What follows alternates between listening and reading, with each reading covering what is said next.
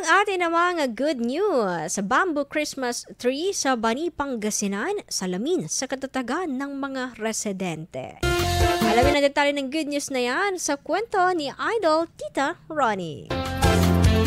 Naghahanap ko pa rin ba ng bagong idadagdag sa iyong Christmas Silo-Silo Adventure?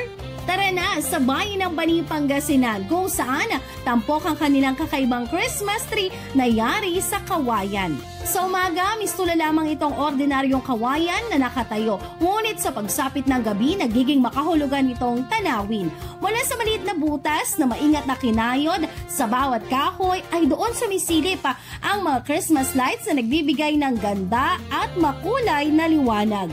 Ang paggamit ng kawayan ay maituturing na cost-efficient dahil maaari ting tumubok sa mga kabahayan. Hindi rin ito maaksaya sa maintenance at isa itong matibay na kahoy. Mga katangian na sumasalamin din sa mga residente ng Bani. Bagaman hindi na bago ang ganitong uri ng eco-friendly Christmas tree sa bansa, matapos ang parehong konsepto sa Palo, Leyte noong nakaraang taon, katangi-tangi pa rin ang naturang tema dito sa Pangasinan dahil sa nakakabilib na disenyo na may touch of nature. Ngayong Paskuhan 2025, ipinapakita naman ng kawayan version ng Bani ang kakayahan ng mga residente na bumangon mula sa mga unos. Lalo't isa rin ang bayan sa mga lugar na matinding naapektuhan ng mga nagdaang bagyo.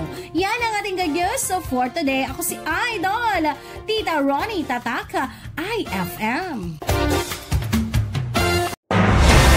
IFM News. IFM News. IFM News.